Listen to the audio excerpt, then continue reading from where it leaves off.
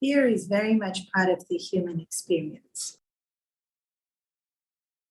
And definitely something people feel challenged by because there's so much resources available talking about it. So let's start at the beginning. Everything in creation serves a purpose. If it was created, actually nothing's random. We may not understand the purpose of why it's created. And, there's that well-known story that Gurudev would often tell that in a village in India, the snake bit some kid. And so they all got very upset that snakes are dangerous. And so why should they be allowed to continue to live? And they went on this genocide and destroyed pretty much every snake that they could find. And they thought they've made their world so much safer, and now all is well. And that year, when it came to harvest, there was no food for them to harvest from the crops because the snakes actually ate the rats.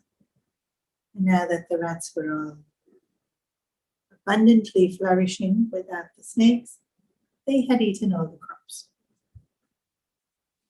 And so we may not understand the purpose that they serve. We may not be able to see the place of it in the bigger picture of things. But the ecosystem is definitely a great example of how so many things are interdependent and they serve a purpose, and other things depend on this one domino for everything else to fall into place. So fear exists, and so it serves a purpose. Unfortunately, we can understand the purpose fear serves.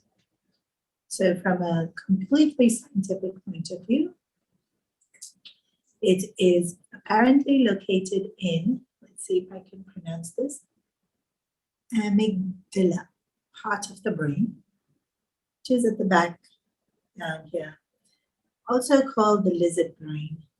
I'm not sure why they call it the lizard brain.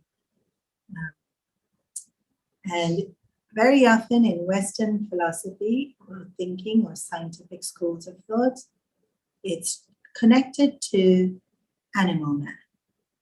And so they call this part of the brain the animal man thinking. So usually the scenario that will be given is caveman living in jungle, and he hears rustling of the leaves and a slight growl. Immediately, hair stands on end, adrenaline rush kicks in. There's a predator, they have to fight or flight. Usually in this kind of a scenario, flight is good, especially if it's a growl and it's a predator like a lion or a tiger. Although people have wrestled with them, it's probably not the ideal kind of situation. So, what purpose does fear serve? It warns us there is a threat. Fear alerts us that there is a possible threat. The word possible is important. Then you have to check. Maybe the leaves were just rustling because of wind. And actually, all is well. You can go back to chilling. Or there could be a predator stalking its prey, and you could be dinner. So fear kicks in even stronger there, and the biology of the body changes so that you can run faster, or if you have to, you put up a good fight. But it works well in the right dose, and when too much fear kicks in, then you get paralyzed. So again, we see this in jungle. A deer will usually run. 9 out of 10 times when the deer sees the lion or hears, more often than not smells the lion, the deer will run. Every now and then the fear becomes so strong, it just freezes, waiting for the inevitable in that case, because it's not running, it's inevitable. Okay. So, purpose of fear is that it's in the part of our brain that was there from the beginning of time that helps us be alerted to a danger to keep us safe. So, Eastern thinking. In Eastern thinking, there's no caveman. The men sitting in caves were rishis meditating, who were very wise and didn't have to run away from lion because they were so peaceful, lion bowed down to them. So caveman in Eastern thinking isn't there. Interesting, huh? In Eastern thinking, we were very wise, very cultured, very mature, very integrated into nature, living harmoniously with it. So this animal brain terminology doesn't quite feature. Although most of you here are familiar with Chinmaya mission, and in the Gita, there is a distinction between mana and buddhi, and most of you are familiar with Puja Gurudev's BMI chart, mind and intellect, body, mind, intellect. And the mind is, and there's no space, like in Western philosophy, they'll tell you that this part of the brain and it's located just here. This part of the brain and it's located just underneath there. This part, mana is not having any particular location. Buddhi is also having no particular location. In fact, it is said to pervade the entire body and not be restricted to just the head. Even though we do say think, and we will point to the head, in terms of the understanding of the scriptures, when they say the mind pervades the entire body, they have understood that the chemical reaction that starts in the head has a cascading effect throughout the body. And so it's not restricted to a location. This is probably one of the biggest differences in the understanding. So too with the intellect, mind and intellect both. They're not restricted, they're very pervasive. So in this distinction of mind and intellect, the BMI chart, mind feels emotions and intellect thinks thoughts. So there is a part of us that will feel, and this will just always be what the mind does.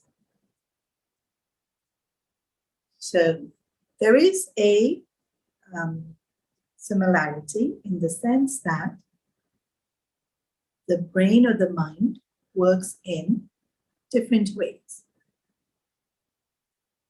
West will say that the fear is created and then it serves to protect. East will also say that fear is to alert you to a problem and to protect. And they will both also agree that fear never goes, because it's just a function. And nor do we want it to go, because it serves a function.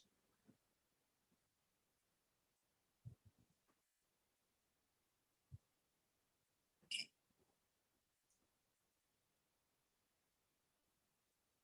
So let's understand a little bit more about it.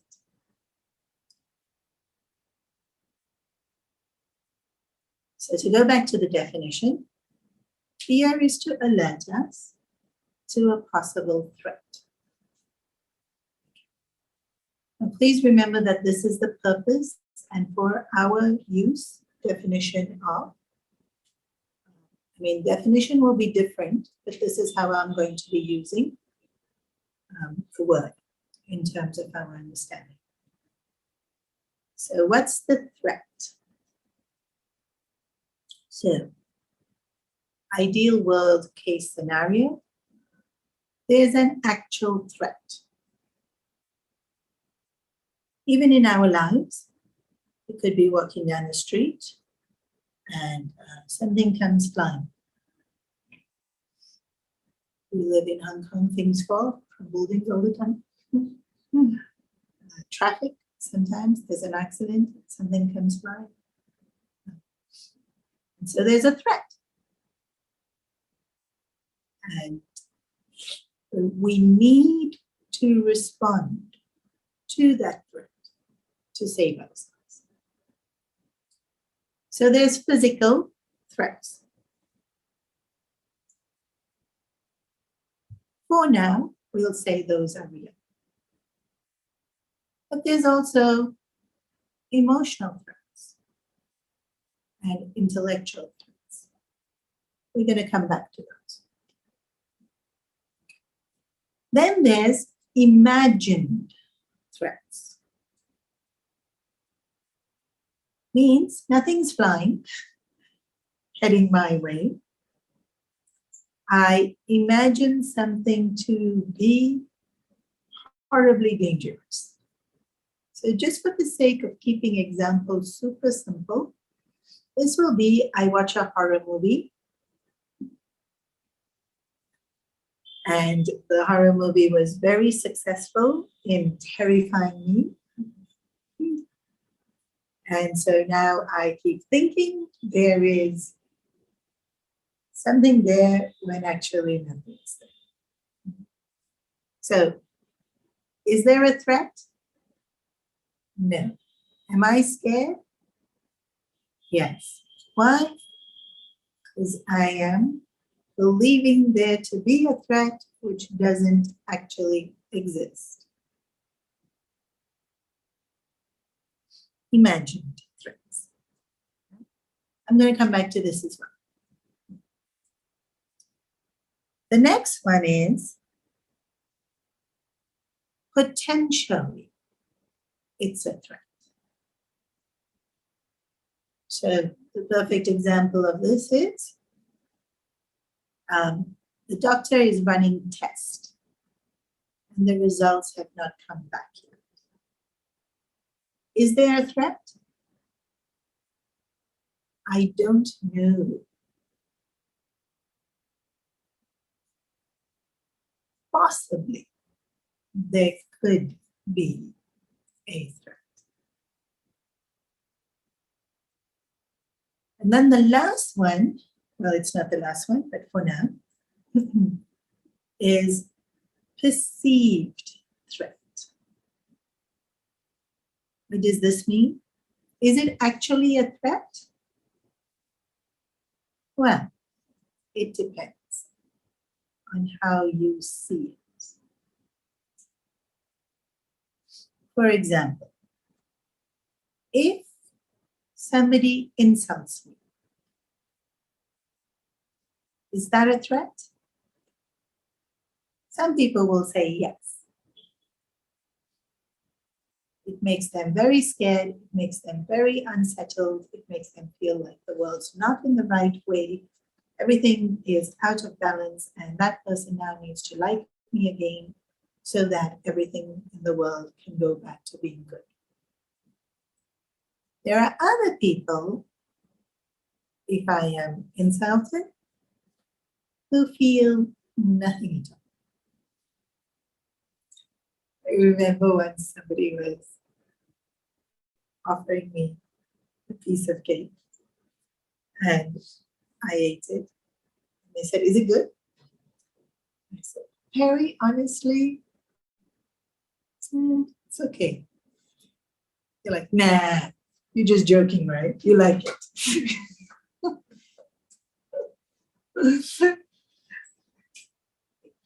The perception of a response can be so different. Somebody else would have a total meltdown. "I don't like it. Oh no, should I go and get you something else? But don't eat the rest of it. Just give it to me." And that could be somebody else's reaction. This person, "Nah, you're just being too fussy, So, somebody insulting, is it a threat? Depends on how I perceive it. Somebody doesn't like me. Is it a threat? Depends on how I see it. Somebody rejecting me, I actually put in effort, approach them, express affection. They say, "Not interested." Threat? When you're getting ready to express your affection to them, are you scared? Why are you scared?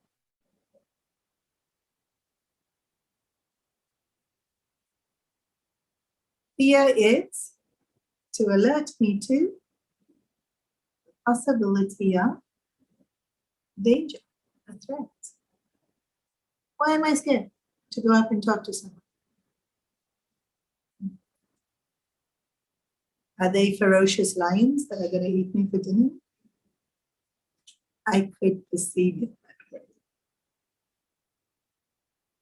Even though all they do is look up at their phone, look at me and be like, "No, thank you." Go back to their phone. I could perceive it as a ferocious lion devouring me for dinner. Perceived threats. Perceived danger. In today's world, this is our fear. Actual fear is very little in today's world. Right? We live in very safe environments. Not that things don't go wrong, things do go wrong. Imagine fear, well, we would have done that ourselves. Possible fear? Everywhere we look. Perceived fear? Plenty. So what's being threatened? If I go up to someone to express my affection, what's being threatened? Not my life. My life's not being threatened. If I'm feeling fear, I'm feeling some kind of threat.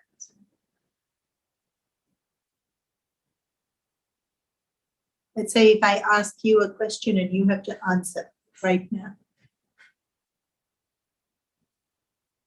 Some of y'all would get very scared. Why? What's the threat? Person applying for the job. There's fear. What's the threat?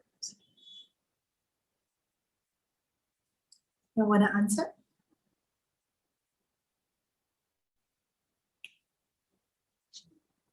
Rejection is the threat. Perceived fear. sense of self. My sense of self-worth. Somebody not liking me or someone rejecting me is perceived as loss of self-worth. Yep. All of this. Yep. Fear of failure. Fear of getting it wrong. Fear of looking bad in other people's eyes. Fear of not being liked, not being accepted. Are all these threats?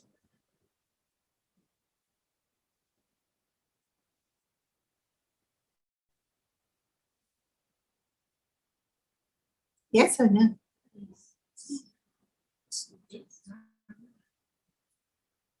If they weren't threats, you wouldn't be scared.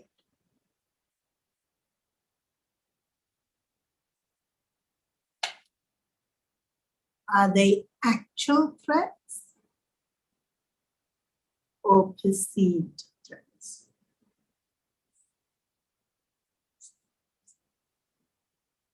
So, actual threat, something flying towards me, sharp object flying towards me. I know very clearly what to do. That part of my brain that created fear to protect me knows what to do. Avoid any kind of physical harm. Get out of the way or block it, but make sure that there's no physical harm. What happens in our world is it's a perceived threat, and there's no clear way of knowing what to do. The two responses are flight, fight. Fighting with this seems it's a bit people do. But the default seems to be flight. So we don't actually run in today's world, we avoid. We'll avoid talking to a new person. We'll avoid getting attention. We'll avoid failure, avoid new things, avoid whatever it is that is perceived as a threat. Okay. So now let's go to the parts of the brain again.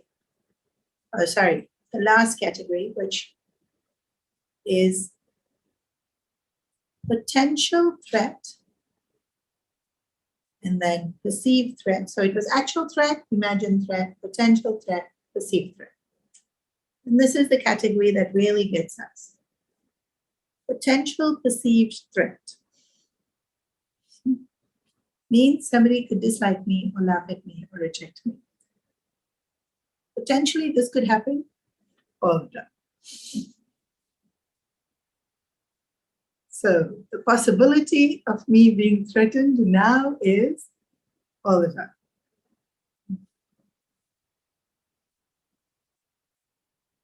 So we go back to caveman in Western thinking. There's an incident, there is fear. You deal with the incident and it's over. How long did fear last? A couple of minutes.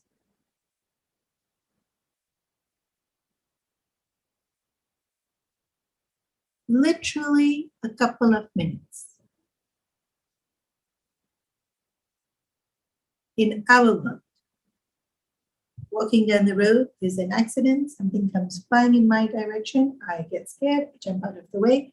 How long does the fear last? A couple of minutes. Then I tell the story for the whole of the rest of the day, but it lasted a couple of minutes. This potential threat, how long does it last for? And this perceived threat, how long does it last for? And the potential perceived threat, how long does it last for? Fear was not made to be a constant. It was made to come, do what it needs to do, go. But because we now perceive threat in so many different ways, it's become far more a part of our life than it was originally built to be.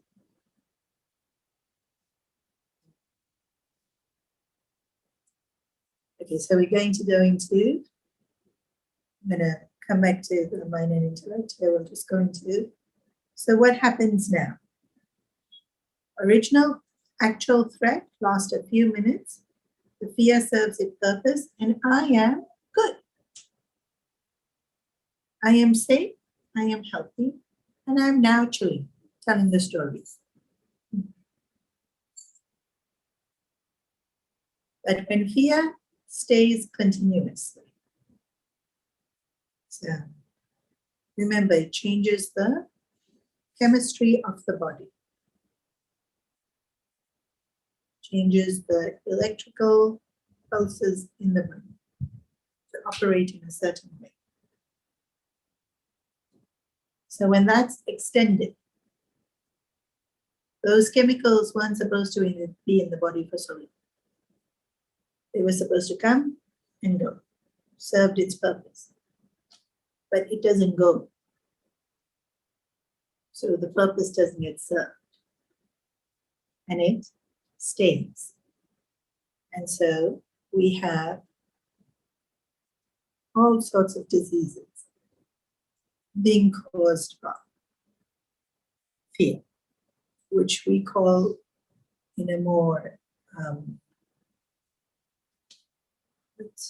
in other words for it that we use on a more daily basis is stressed, anxiety, concerned. I'm a bit concerned about. That's also fear. And so these physical diseases that come up into our body is proof that fear is not meant to be there long term. So many. I think there's lots of digestive related issues with fear. People get ulcers, they get irritable bowel syndrome, they have food not getting properly absorbed into their system. It affects the heart quite drastically because fear will make the heart race and then it shouldn't be working so hard. And so there's lots of strain put onto the heart when there is fear. And it affects the immune system quite drastically, which means we are now vulnerable. Our immune system keeps us safe. And prolonged fear damages the working of the immune system, which makes us vulnerable. What was the purpose of fear again? To keep us safe. And prolonged fear will do exactly the opposite. It will destroy us. And that's why so much counseling work, research done on fear.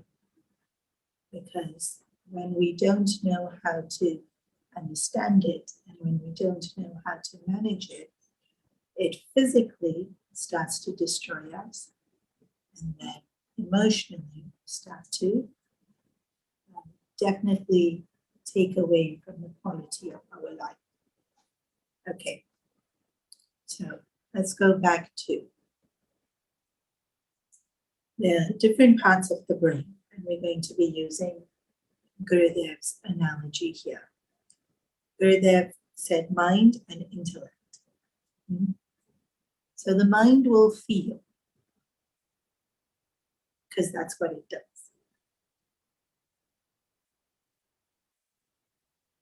Once we have felt the emotion, the mind's done its job. And the intellect should take over. So in Western research, they'll say the same thing. They say it in a slightly different language.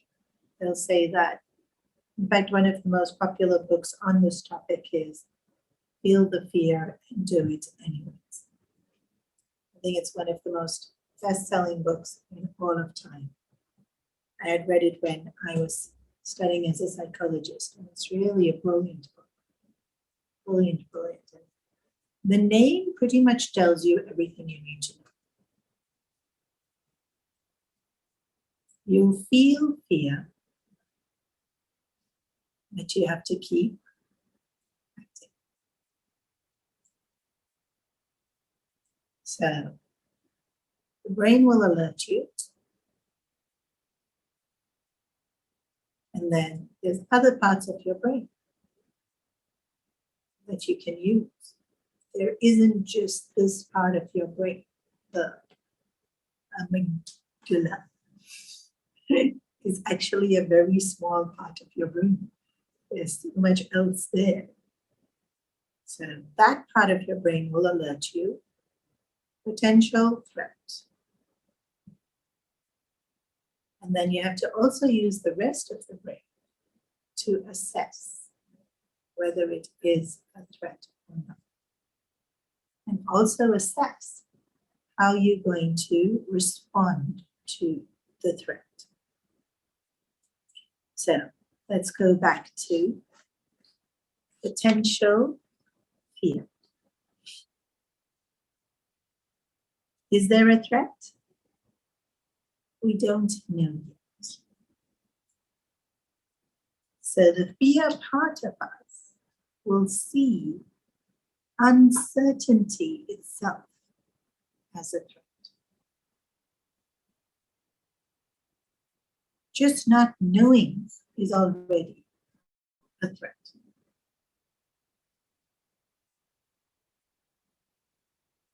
Other parts of our brain will tell us, actually, you don't know yet. So be patient. We'll find out soon enough. And once we find out, we'll know what to do next. Very often, in the scenario of a medical test, even if something is found to be wrong, medical science has progressed so amazingly. There's often lots of things that can be done. No doubt it's still scary, but there's solutions, and you can hold on to that solution. And that's why the name of the book, Feel the Fear and Do It Anyway. So you go out of feeling mode into thinking mode. Does fear go away? No. Can it reduce? Definitely. But in terms of our life experiences, it won't ever completely go away because it serves a very important purpose.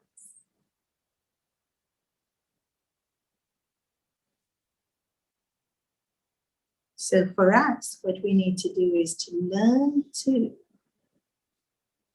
switch from using that part of us that is feeling to that part of us which is thinking. There's a very another very good book written on this topic, and I forget her name. she uses the analogy of when we are driving, whoever's actually driving is in control. And very often for us in our lives, fear is the one driving. Because our fears are the one is what's making the decisions for us. We don't speak to the person even though we want to. Or we don't apply for the job even though we want to. Or we don't, so many different things that we want to explore. And so in her analogy, she says, you can't get rid of fear. And even this I'll talk a little bit more about. So keep it in the back seat and make sure reasoning is driving. Why can't we get rid of fear completely? And why can't we, get rid of it is a good word. So remember, fear is the part of us that alerts us to danger. So this, if I now want to get rid of fear, he is alerted to danger.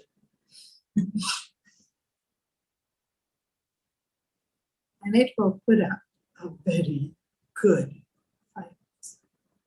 Because you're threatening it. Its job is to detect threats. And if I'm going to want to get rid of it, then that's a battle that's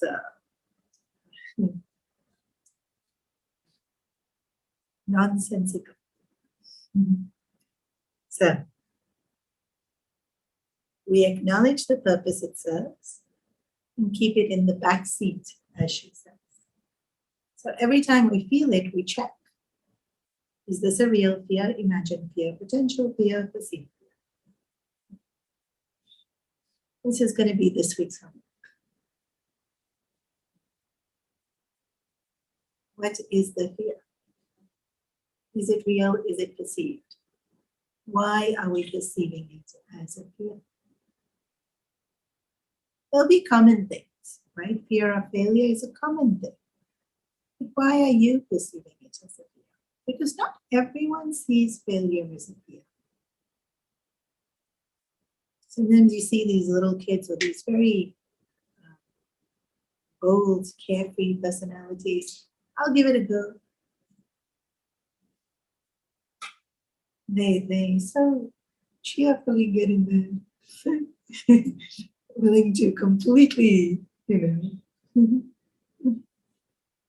fall flat on their face sometimes. 90% of us will be scared. New thing, they might fail.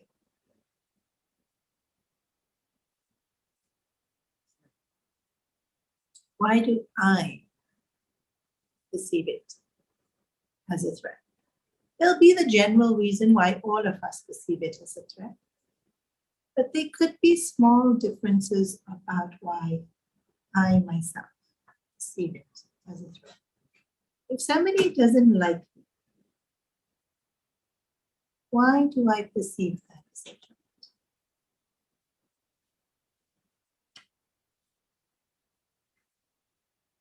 If somebody says no, why do I perceive that as a threat? Why am I giving you all this homework? This is how we go out of feeling mode into thinking mode. And if you can do thinking mode while you're not feeling fear, then you have hope of going into thinking mode when you're actually feeling fear.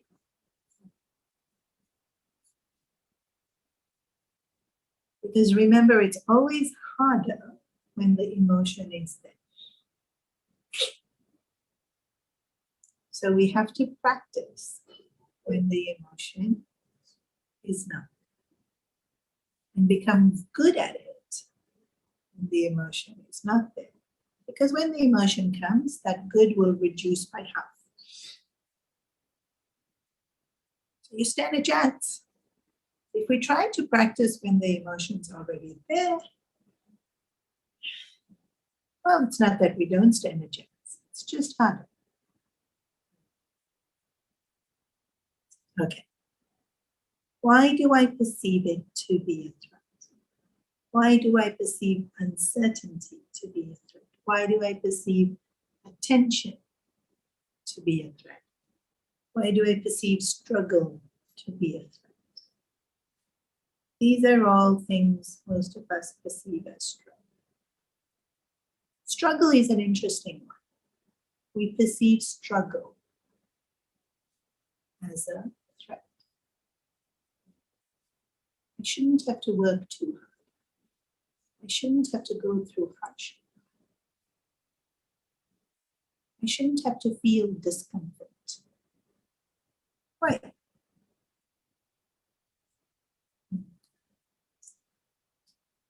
So the reason we need to think about these things is because uncertainty is usually where creativity takes place. Struggle is usually where growth takes place. And so fight or flight response in today's world, I said, is we avoid. We avoid uncertainty. I don't know if you're going to like me or not, so avoid. We avoid struggle. If being in the relationship with you, any relationship, it could be work colleagues, it could be friends, it could be two cousins, there's so much effort, avoid.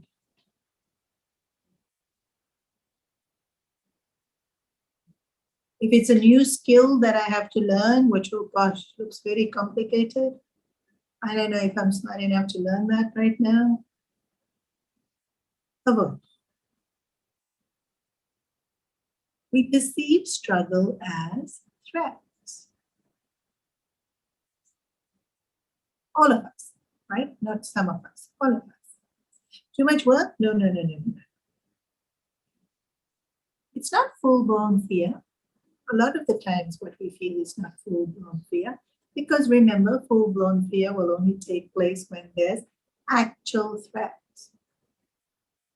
When it's potential threat, when it's perceived threat, there's grades of fear. It's not full-blown. So there's, oh, no, I don't want to deal with that. That's fear.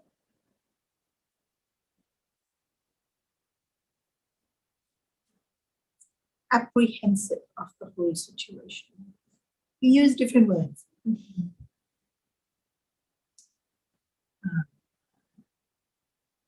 I'm a bit reluctant. All these words are more sophisticated ways of saying scared.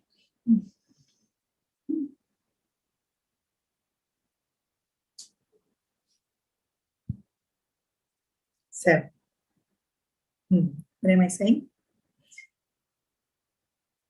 Even though we alert it to a threat, it might be something that's quite necessary for us to do.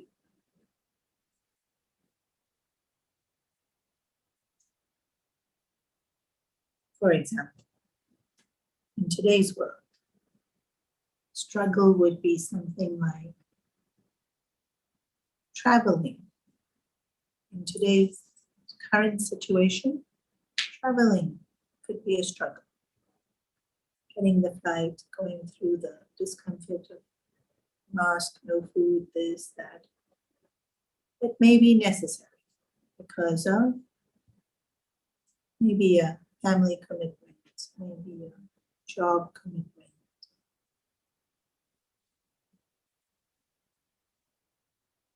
And in doing it, as a person, we grow.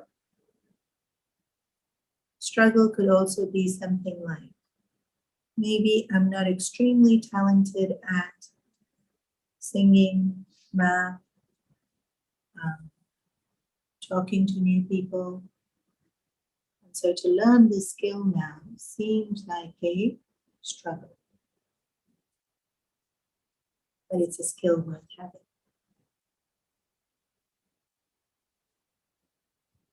So this is where we can be aware of the feeling of fear and dread.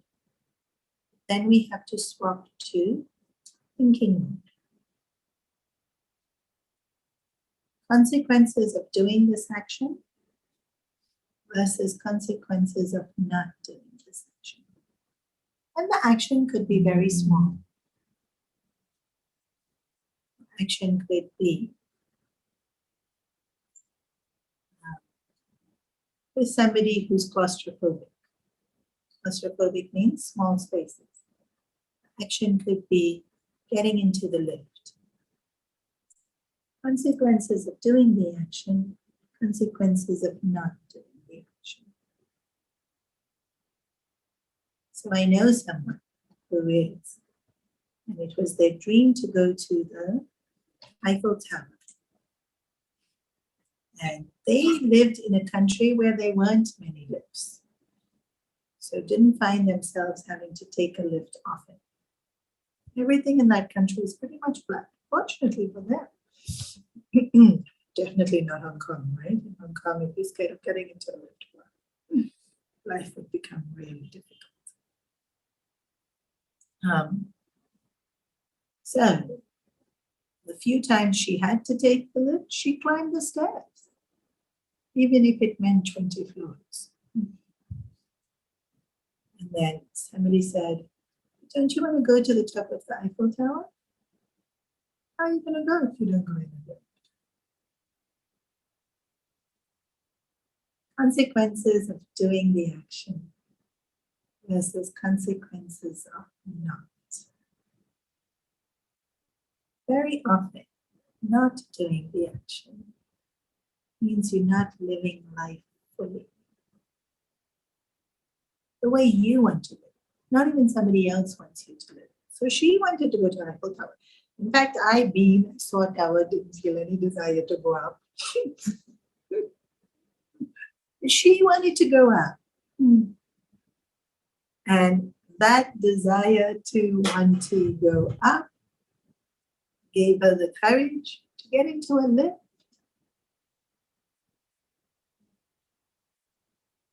After getting into that lift for the first time, more courage to get into the next one. And it makes life so much easier now. She hasn't come to Hong Kong, but if she comes, she's all set now for every lift ride she has to take. Something so small, right? Get into a lift, don't get into it. Consequences of doing the actions versus consequences of not doing the actions. Talking to someone, not talking to someone.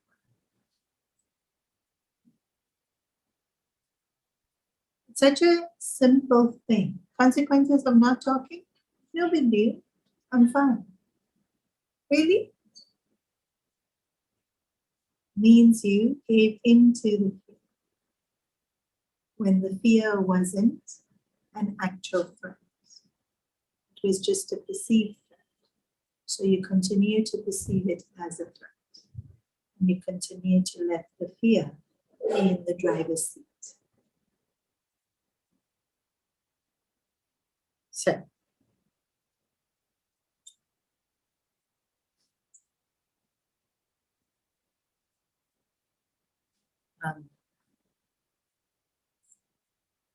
we'll talk more about feeling mode and thinking mode in the next class. For now, to just understand the purpose for which it was created, and if it's serving its purpose, it's doing a great job. And if it's there when it does not have a purpose, it's doing the opposite of its job.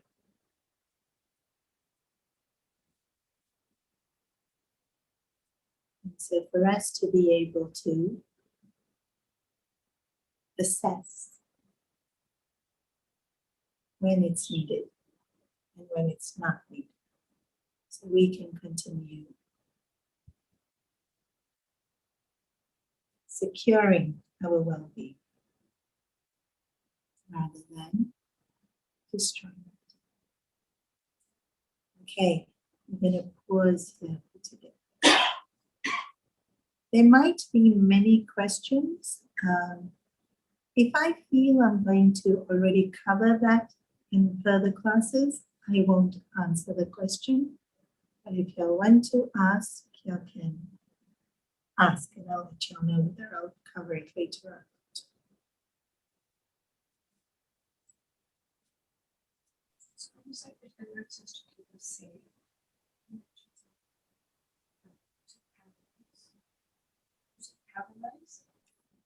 Too much fear, the dose. So basically, our brain is made up of chemicals and electricity. Also, water and sugar, which is a fun thing to know about the brain.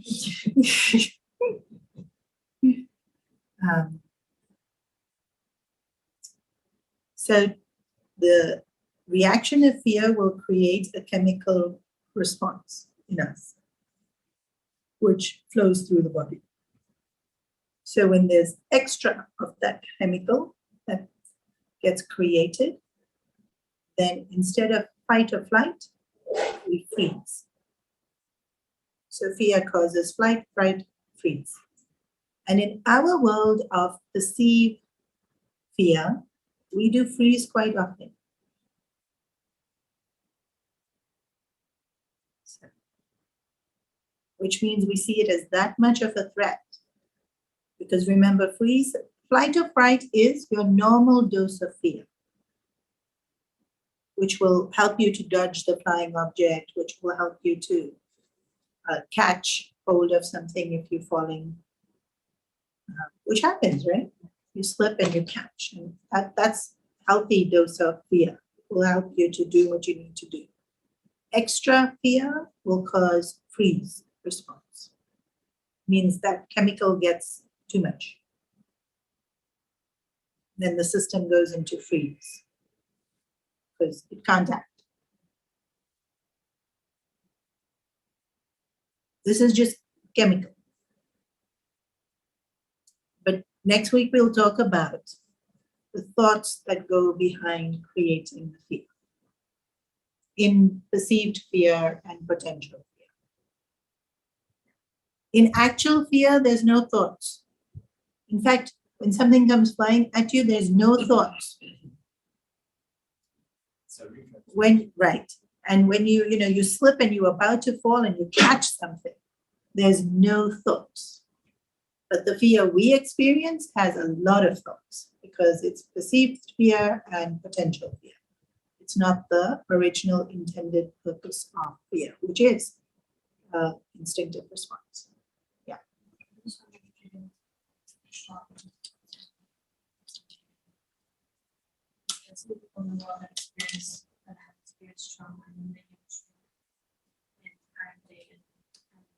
There's a lot of attack, belief in those fears that they have because it's based on the real experience that they have. Will I talk about trauma and how it triggers fear in us? I will not necessarily talk about clinical cases, no. But I will be talking about, when there is trauma, then the trigger is that there's a perceived fear. Sometimes there's actual fear, but there's a perceived fear and potential fear. This is what we live in. We live in potential fear and perceived fear. We don't live in actual fear. Because like I said, actual fear comes and goes. So I will talk about thought processes that go along with perceived fear. And of course, it can be related to trauma cases. And probably in trauma cases, the emotional response would be a lot more intense.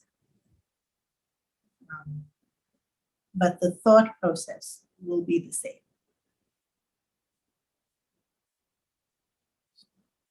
belief in fear, belief in the threat being real versus perceived as stronger. Yeah, the belief in that the threat is real. Because remember, we're feeling fear because we believe the threat is real. Otherwise, we wouldn't feel it.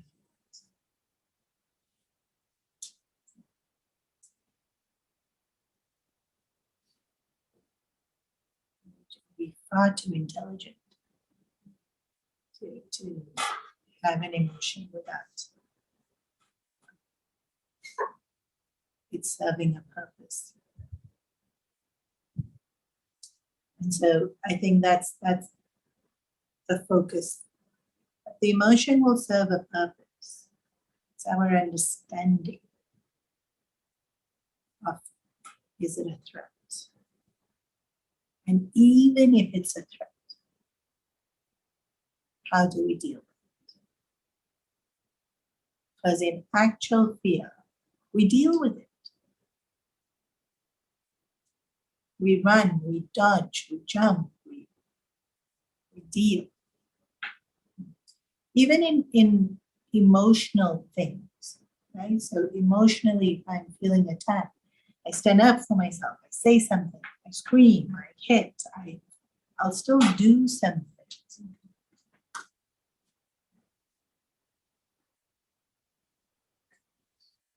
Whereas in a lot of the times what's happening in today's world is it's a potential threat, it's a perceived threat, and we're not doing anything. We're just feeling fear. We're avoiding. That's how we're protecting ourselves. Correct, avoid. It's a, yes. And so that's one of the things about fear. It won't move until you do something. So avoid isn't running away. You actually physically ran, the fear goes. Fear needs a physical action to be released. A lot of times our emotions need a physical action to be released, which is why doctors will say, exercise.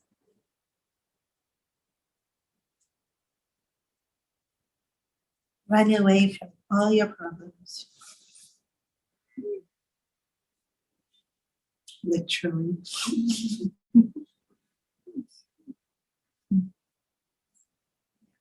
So even though we use avoid as flight, it doesn't serve the purpose because it's not a physical action. So the body doesn't register it as fear being over. So mind has to register, but body also has to register. And very often in our case, in avoiding, we don't feel safe. We still feel potential threat. So literally like exercise. I literally mean exercise. Yes, I literally mean running. Run up and down the stairs if you need to. Up and down your room if you need to. Star jumps, Zumba. Kickboxing. Amazing way to get rid of feeling scared. Very empowering. Yes, literally, I mean physical exercise. It's a great way to deal with fear because the body needs to move to get rid of the chemical reaction triggered by fear.